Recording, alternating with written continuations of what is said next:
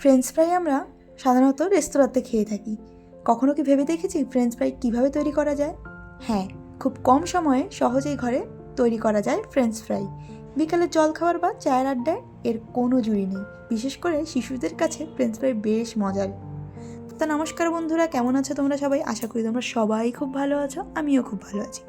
চলে আসলাম আজকে একটি স্ন্যাক্সের আইটেম নিয়ে, ফ্রেঞ্চ ফ্রাই। তো ফ্রেঞ্চ ফ্রাই তৈরি করতে প্রথমে আমি এখানে বড় সাইজের 3টি আলু ছুলে নিয়েছি।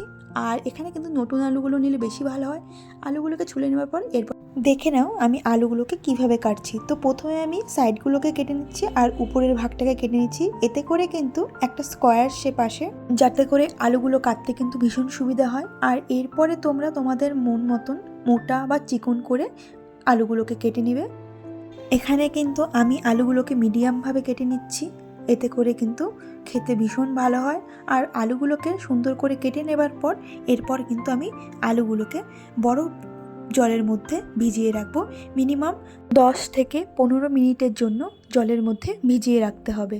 আর এতে করে কিন্তু আলুতে যে একটা আঠালো ভাব থাকে সেটা কিন্তু অনেকটাই কমে আসবে। আর এরপরে আমরা গ্যাসের ফ্লেমটাকে অন করে সেখানে একটি জল ভরা পাত্র বসিয়ে দিব। আর সেখানে প্রথমেই আমি এখানে দিয়ে দিব 1 চামচের মতন ভিনিগারটি দিয়ে দেওয়ার পর এরপর কেটে রাখা সমস্ত আলুগুলোকে দিয়ে খুব ভালো করে নেড়ে এটিকে কিন্তু একদম পাক্কা ঘড়ি দেখে 10 মিনিটের মতন ফুটিয়ে নিতে হবে। আর যেহেতু ভিনিগার দেওয়া, তো আলুগুলো ভাঙার কোনো চান্স নেই।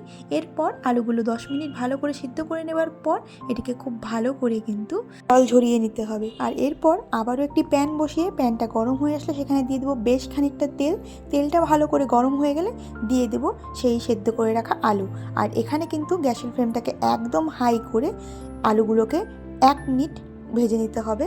আর 1 মিনিট ভেজে নেবার পর আলুগুলোকে কিন্তু সুন্দর করে একটি পাত্রের মধ্যে তুলে নিতে হবে।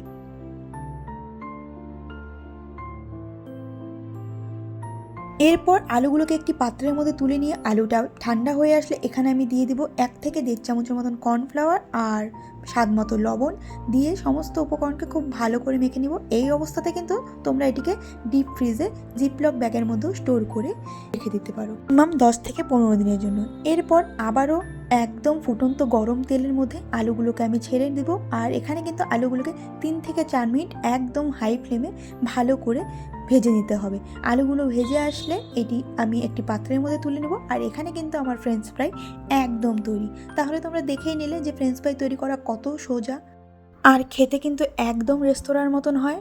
তোমরা বাড়িতে একবার হলেও বানিয়ে দেখো, আশা করি তোমাদের সবার খুব ভালো লাগবে। আর এই ফ্রেঞ্চ ফ্রাই কিন্তু ছোটোর থেকে বড় সবাই খুব ভালোবাসে। আমার কিন্তু ভীষণ পছন্দের একটি আইটেম। তোমাদের কেমন লাগে এই স্ন্যাক্স আইটেমটি সেটি কিন্তু আমাকে অবশ্যই কমেন্ট করে জানিও। আর এরকম সহজ সিম্পল রান্নার রেসিপি জানতে হলে অবশ্যই কিন্তু আমার চ্যানেলটিকে সাবস্ক্রাইব করতে হবে। তাহলে ভিডিওটি আজ এখানেই শেষ করছি। সবাই ভালো থেকো, সুস্থ থেকো। দেখা হবে পরে আবার আরেকটি নতুন রান্নার রেসিপি নিয়ে। ততক্ষণের জন্য টাটা।